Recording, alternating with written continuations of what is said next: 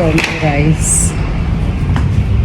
Yun, unang customer kasi alas 11 pa lang, 11:30 pa lang nag-chat na siya, kaya